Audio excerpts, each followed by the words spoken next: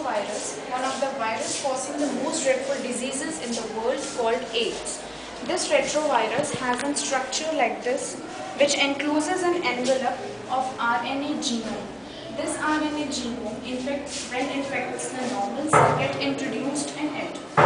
Then this DNA, then viral RNA is converted into viral DNA by an enzyme called reverse transcriptase, and then it gets incorporated into the host genome.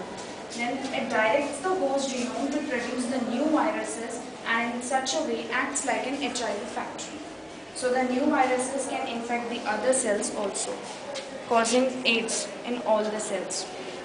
Okay, can you tell me here, this viral RNA, you said it is converted into viral DNA. Okay, what is the importance of that? Why is it getting converted? Because our body has our body which contains the information is in the form of DNA. DNA only contains the information. So it to infect this, it has to convert into DNA, making our normal Because cell. it has a control over the cell of the human, and then it produces the new virus.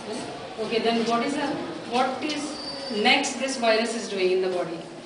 Then this virus also infects the other cells in the body. This occurs only in the body fluids. Which cell does it infect? Can you tell me? T lymphocytes. This is our immune system, which helps in the immune system. It attacks that cell. Okay. And damages it. So our immune system becomes so deficient that we cannot fight with that disease. So if the immune system is disturbed, can you tell me one or two diseases that happens? Is AIDS a single disease? No, we can have, there are two more diseases, syphilis and gonorrhea also. Only two more diseases. What is the full form of AIDS? Acquired immunodeficiency syndrome. So due to the deficiency, there are many diseases.